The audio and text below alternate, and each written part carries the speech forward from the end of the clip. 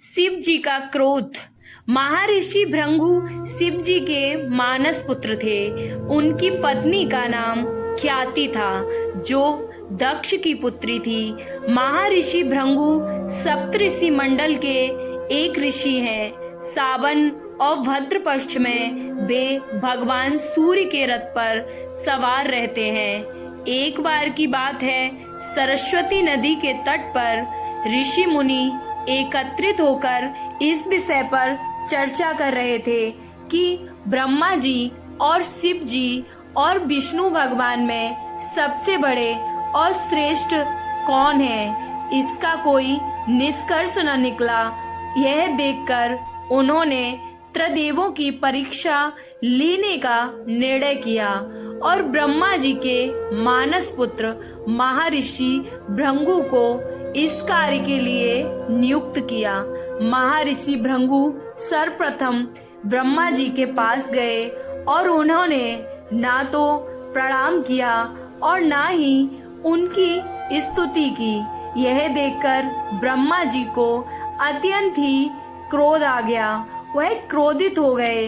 क्रोध की अधिकता से उनका मुख लाल हो गया, आंखों में अंगारे दहकने लगे। लेकिन फिर भी यह सोचा कि यह उनके ही पुत्र हैं। उन्होंने हृदय में उठे क्रोध के आवेग को विवेक बुद्धि में दबा लिया। वहां से महर्षि भृंगु अब कैलाश गए। देवादिदेव भगवान महादेव ने देखा कि भृंगु आ रहे हैं तो वे अत्यंत ही प्रसन्न होकर अपने आसन से उठे और उनका आलिंगन करने के लिए भुजाएं फैला दी।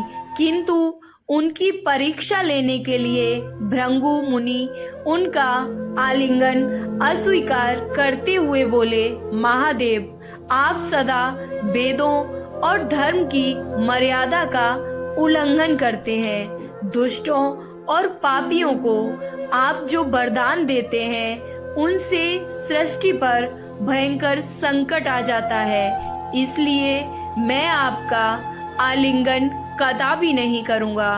उनकी यह बात सुनकर भगवान शिव को अत्यंत ही क्रोध आ गया और वह क्रोध से तिलमिला उठे।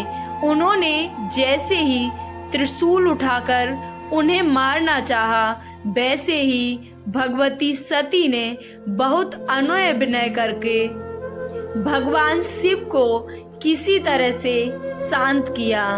किसी प्रकार से उनका क्रोध तो शांत हो गया। लेकिन इसके बाद भृंगु मुनि बैकुंठ लोक गए।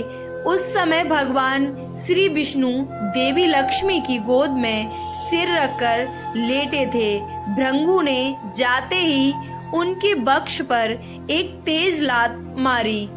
भक्तवत्सल भगवान विष्णु शीघ्र ही अपने आसन से उठ खड़े हुए और उन्हें प्रणाम करके उनके चरण सहलाते हुए बोले, भगवान, आपके पैर पर चोट तो नहीं लगी?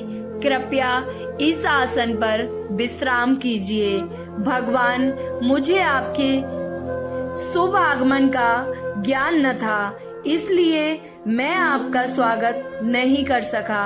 आपके चरणों का स्पर्श तीर्थों को पवित्र करने वाला है। आपके चरणों के स्पर्श से आज तो मैं धन्य हो गया।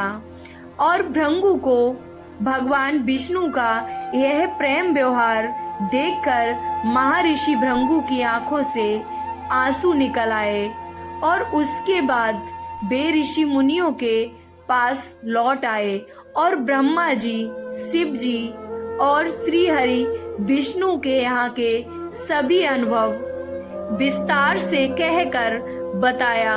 उनके अनुभव सुनकर सभी ऋषि मुनि बड़े ही हैरान हुए और उनके सभी संदेह भी दूर हो गए।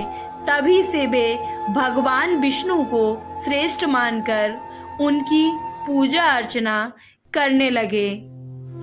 और वास्तव में उन ऋषि मुनियों ने अपने लिए नहीं बल्कि मनुष्यों के संदेह को मिटाने के लिए ही ऐसी लीला रची थी।